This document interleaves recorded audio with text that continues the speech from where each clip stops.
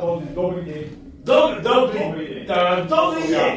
Dobrý deň. Vy ste synovec od neho? Ja som jeho synovec, my sa voláme, on vraví, že Rohoš, či čo to je, Rapos, Ráta, Rekard asi. Rátan a syn ovec. Dedo, ja s vami rátam.